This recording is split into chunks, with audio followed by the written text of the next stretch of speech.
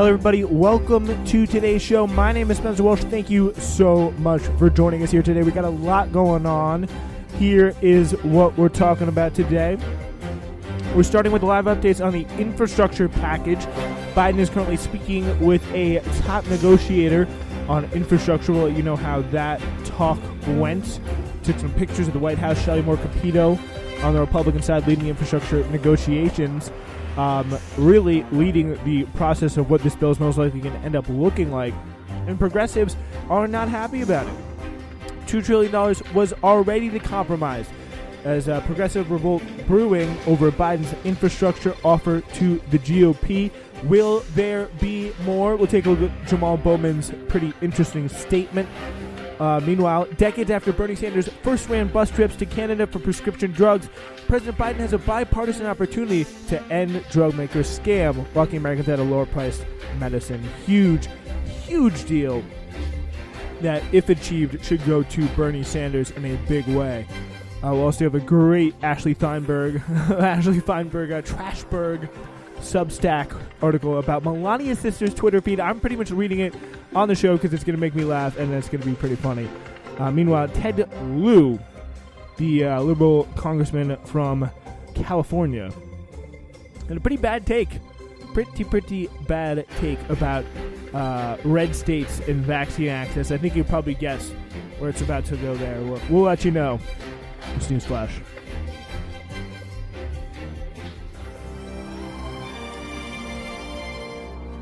All right, let's get started. And we start today with Shelley Moore Capito speaking with President Biden at the White House. Senator from West Virginia, the Republican one, quote unquote. I mean, many people, including myself, to be honest, would say that there are two Republican senators. But nevertheless, President Biden spoke with Shelley Moore Capito, the top Republican negotiating on an infrastructure package, agreeing to speak again on Monday as part of an ongoing effort to narrow what started as an almost $2 trillion gap in spending plans for spending plans for roads, bridges, and public works projects. So pretty much what happened is they got the $1.9 trillion original offer Biden came out with, which already had some pretty significant things cut out from what he said he was going to campaign on, what was the infrastructure plan was on his website.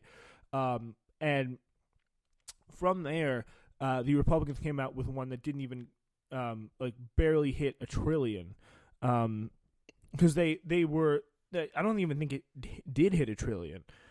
There's $2 trillion gap in what they wanted to spend. So they are now supposedly going to meet in the equitable middle of what was already a compromise for Biden and whatever the hell the GOP is going to come up with. So Kelly Moore, a spokeswoman for Capito, confirmed the pair discussed Biden's legislative proposal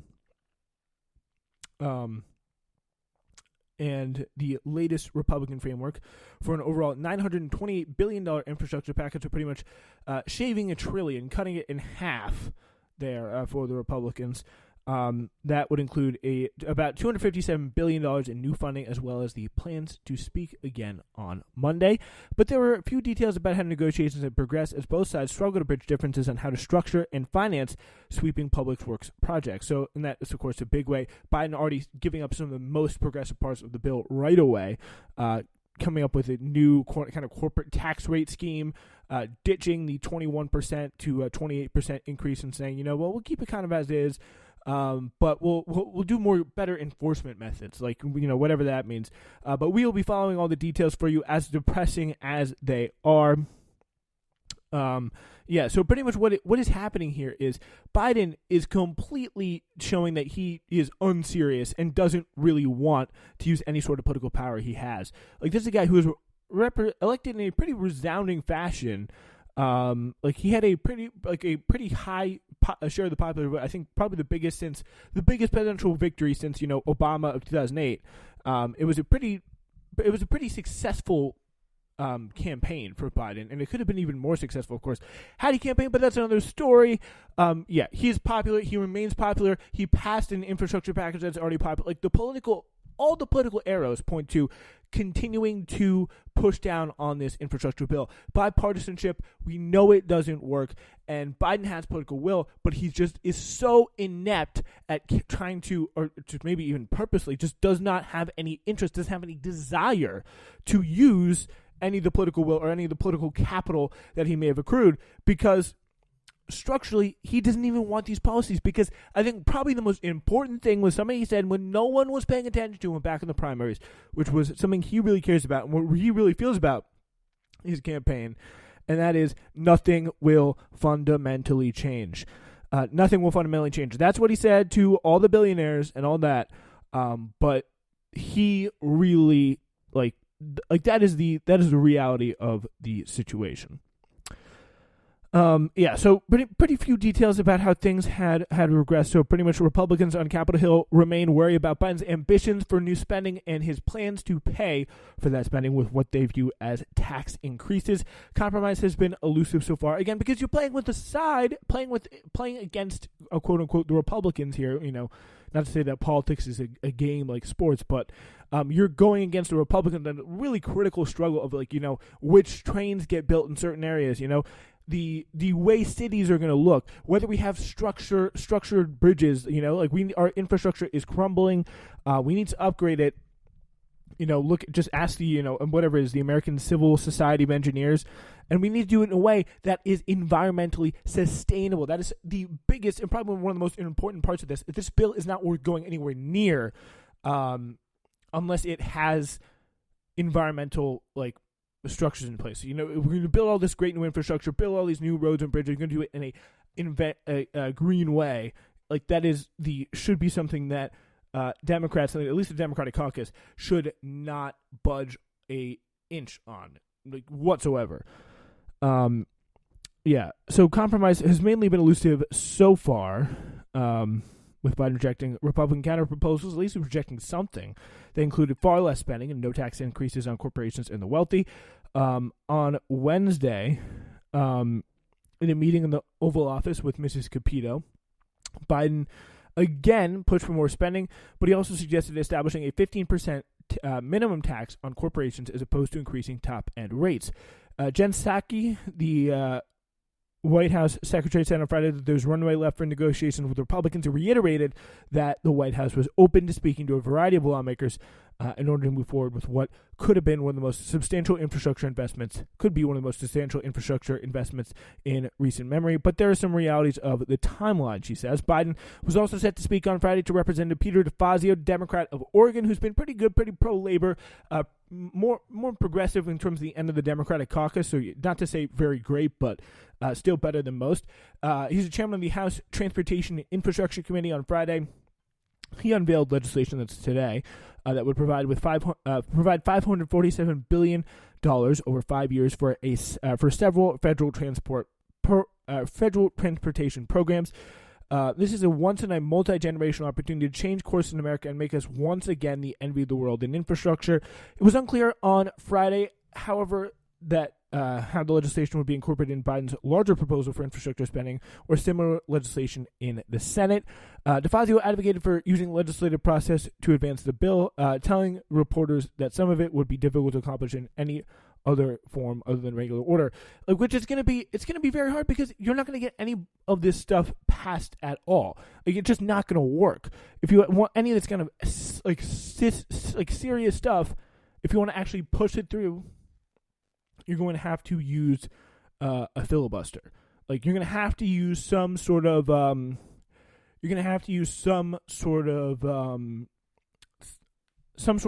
legislative, some sort of trick.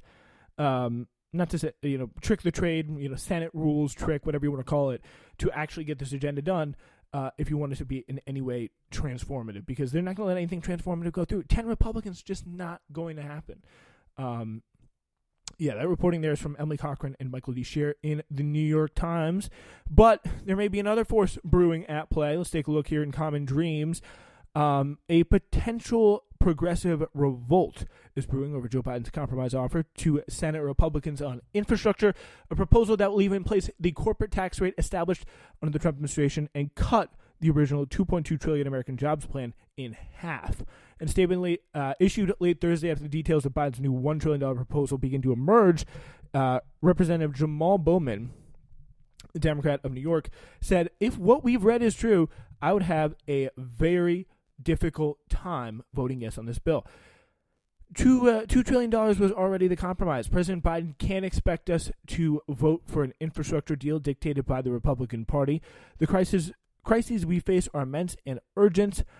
We have an economic crisis, a climate crisis, a racial justice crisis. We have a historic opportunity to act, and history won't judge us kindly if we let it pass by. So pretty much making a commitment, saying really, I think critically here, if what I'm reading is true, I will have a hard time voting yes on this bill. So we're seeing, it took them it took them far, far too long to, start to question the Biden administration. But it finally seems people like AOC, or not really AOC yet, but Bowman, Bernie Sanders, doing some things that could have, right now, it seems really kind of a joke to say because it's so insignificant. That hold that Bernie put on State Department nominees after the Israel arms deal that he pretty much quickly dropped. And then Bowman coming out and saying this. But if he is serious about this, he should, talk to some of his friends in Congress. Say, hey, this is a bit of a problem. Talk to people in the squad. Talk to people maybe outside of the squad to say this is not why we were elected. This is not to cut our plans in half. To cut our already compromised plans in half. To pretty much make the Republicans happy. Biden is arguing for a government for a group of 50 right now, and those are the 50 senators in the GOP caucus. That is the reality of the situation. He's catering to them, or maybe 52, I guess you could say, with Sinema and Manchin.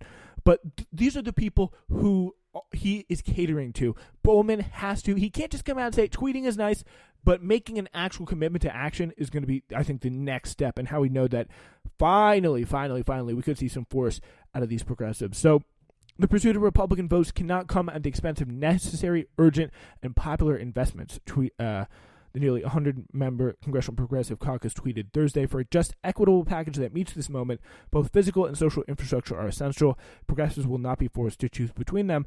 But will you, when you 99% of you vote for it?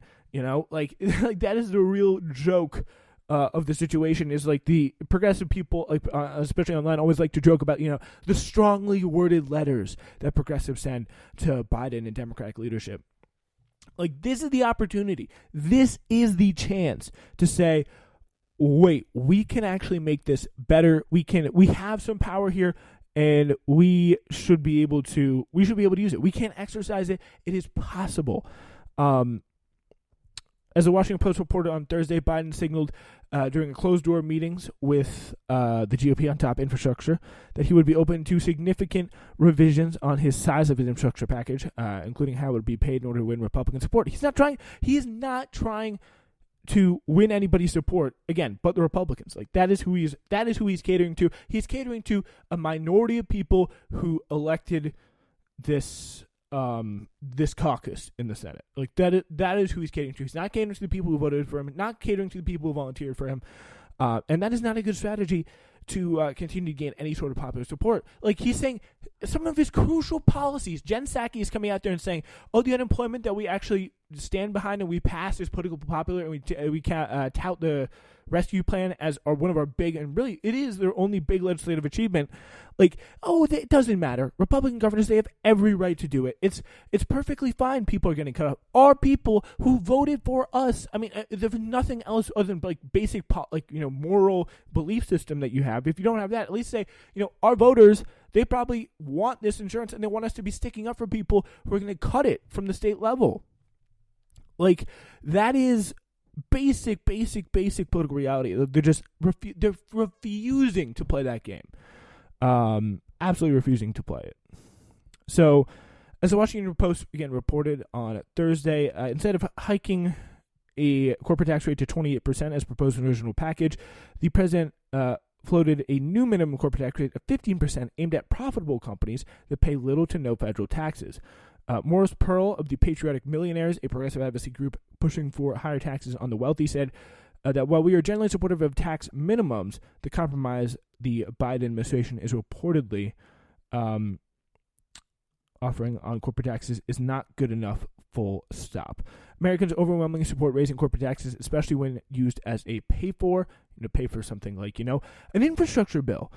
With a bipartisan majority of Americans backing him on this issue, President Biden must stand strong on all aspects of his plan to raise the corporate taxes. He has the political will. It's right there for him in his hands, but he just does not want to use it. He has no interest whatsoever in actually, doing something about it. It's really, really clear to say. I disagree with the decision to remove the increase of the corporate tax rate from infrastructure discussions, said Ro Khanna. Pramila Jayapal tweeting about it, but, that's the thing. Action is really the problem that a lot of these people have. We'll talk about Big Pharma and Bernie Sanders, their big fight, in a minute.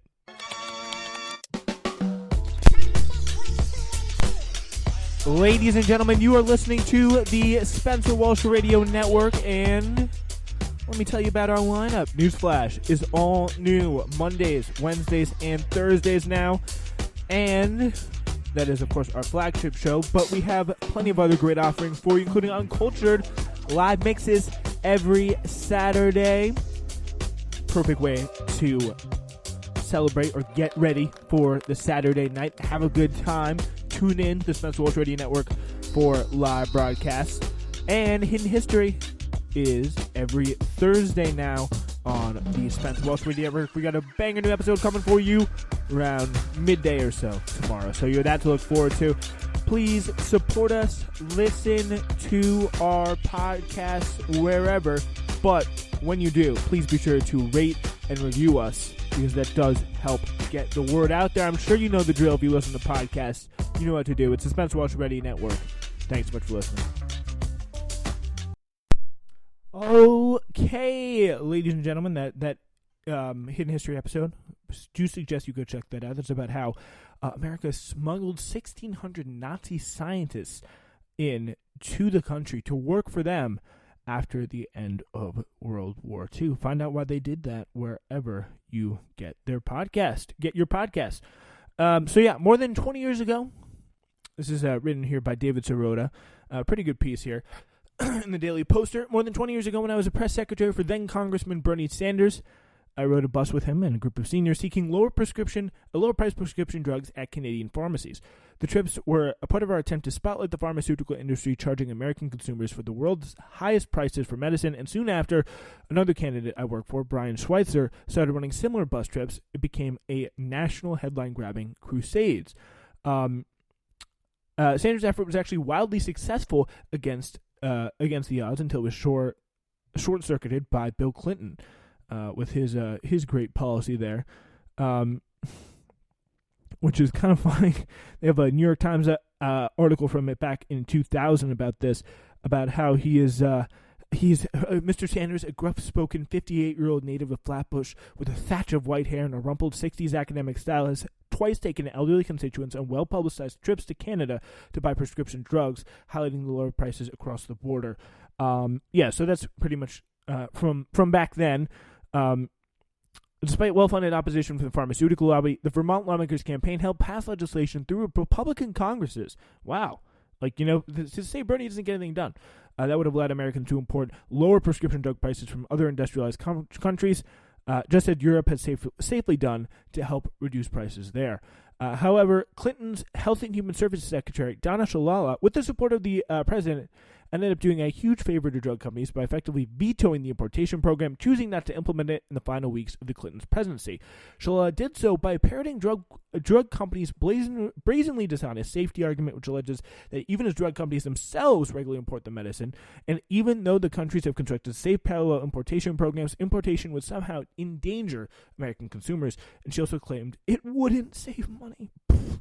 Yeah, and she's currently a leading light, close friend of Nancy Pelosi in the Congress now. So really shows you how far things have come since then in the Republican Party. This episode has been a pretty cautionary tale about the power of the pharmaceutical lobby and drug makers using massive campaign contributions and armies of lobbyists to rig laws and rip off consumers.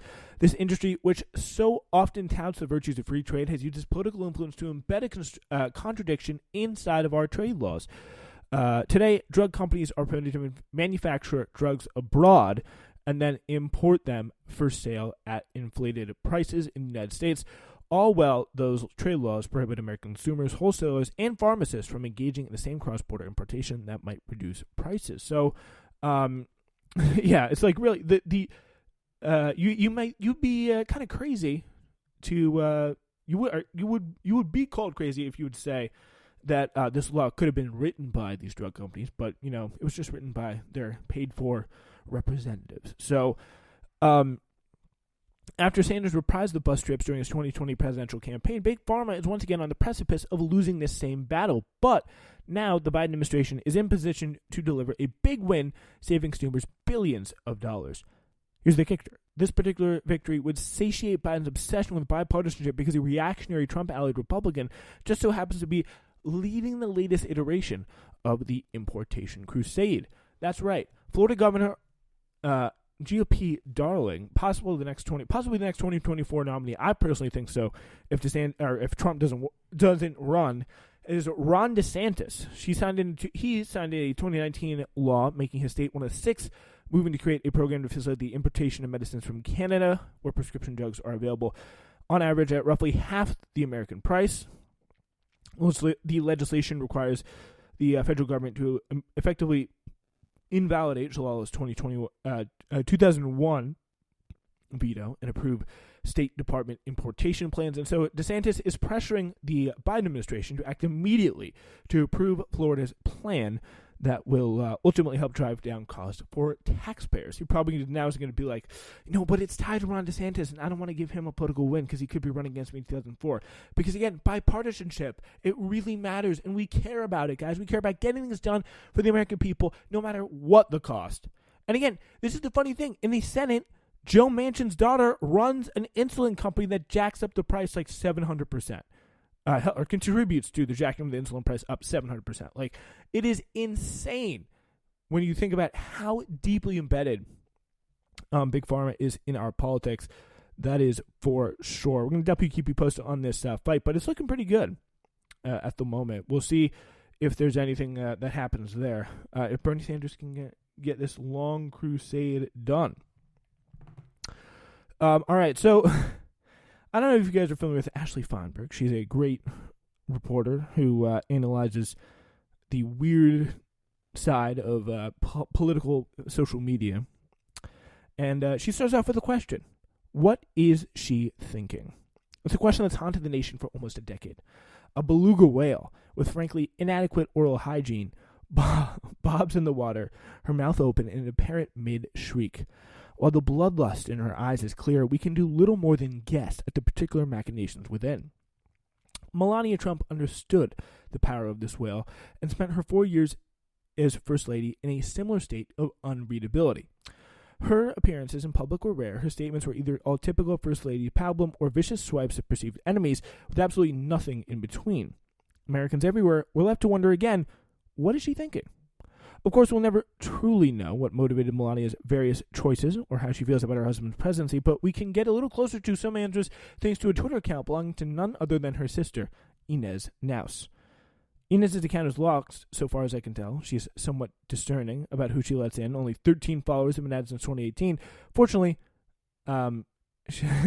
she was able, Ashley Feinberg was, to get a look at her feed through a third party.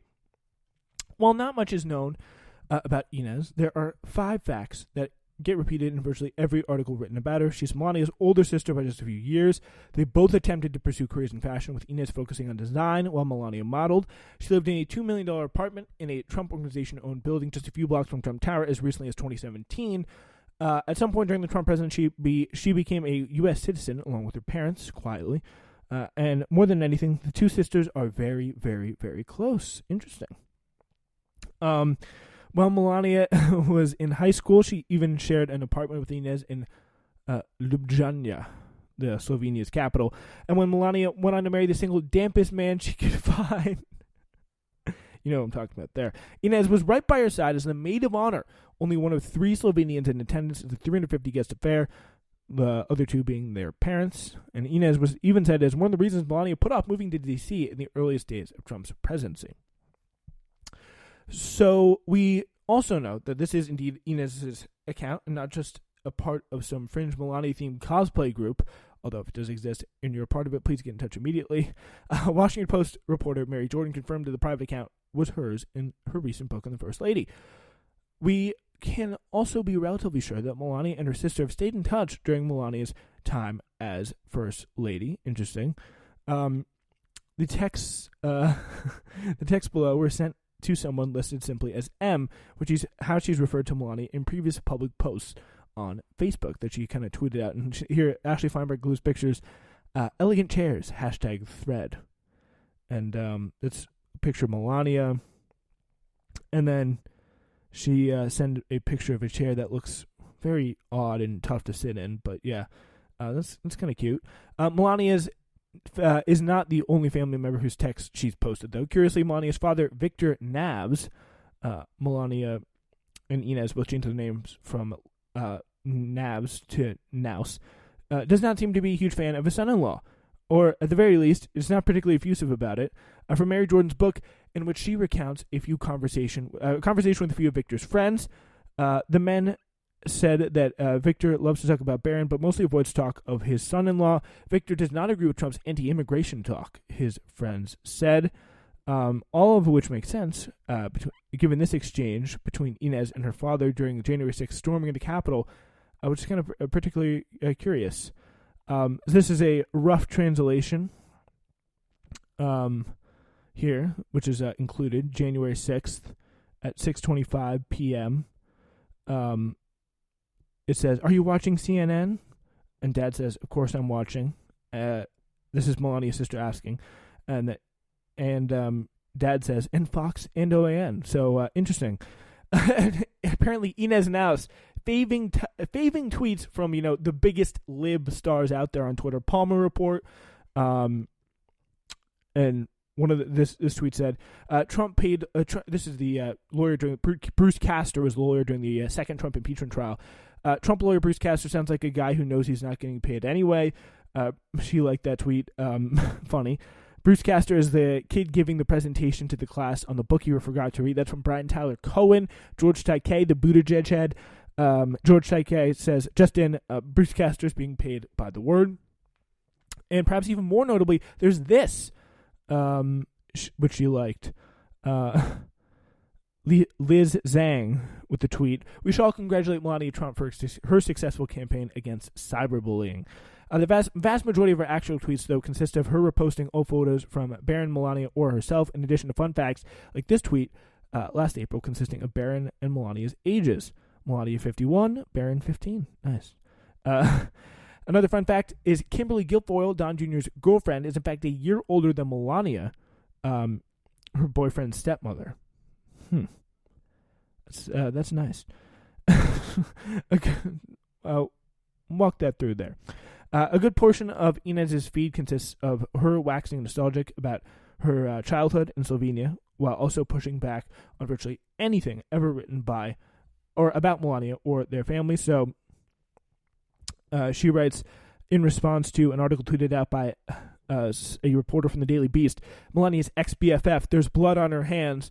Very understandable you are hurt," Inez writes, "but coming out with such a harsh accusation is strong and wrong."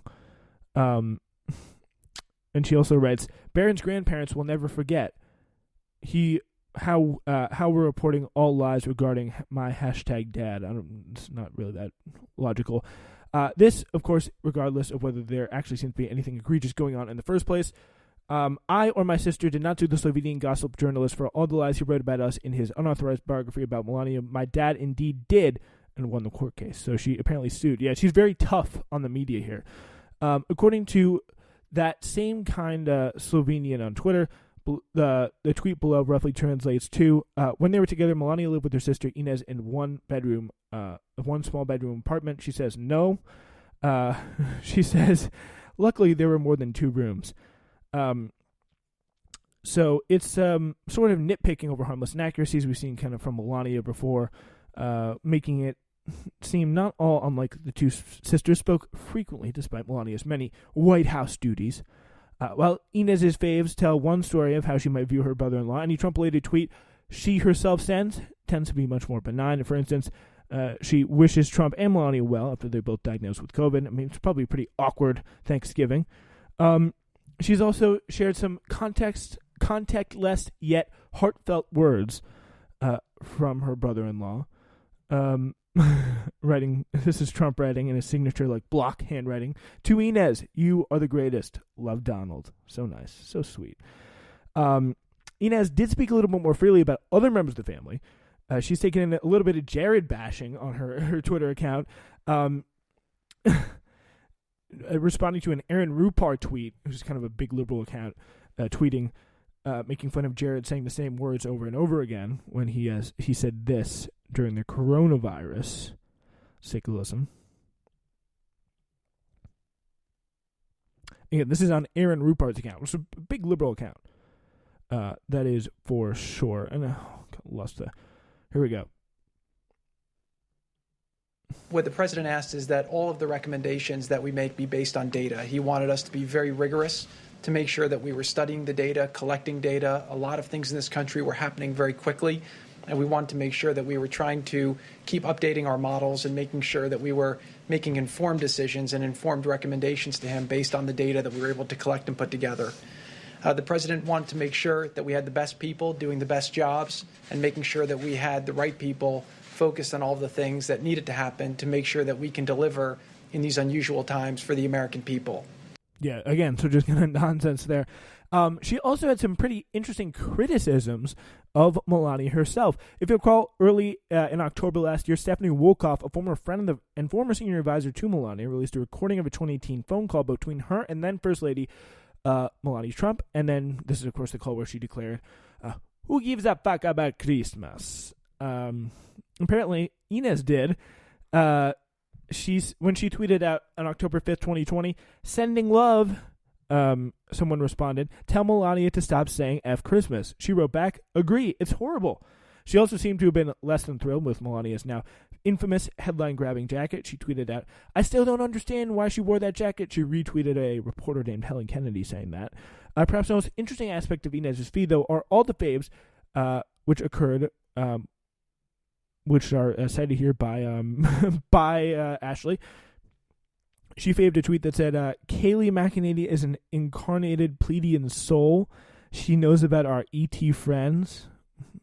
Absolutely crazy. Maybe she liked that by accident. She also seemed to enjoy similar tweets on a fairly regular basis.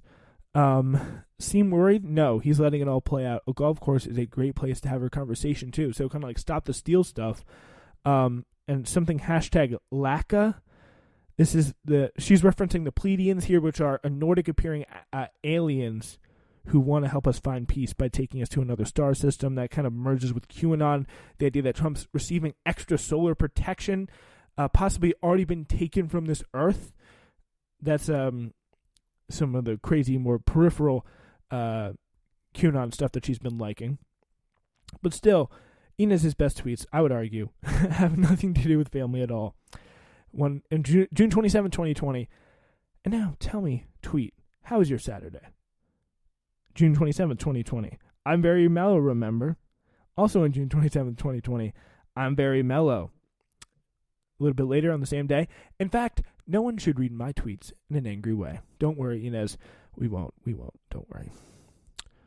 All right. You know what? We will end the show there. Thank you so much for listening. And we'll see you on Monday.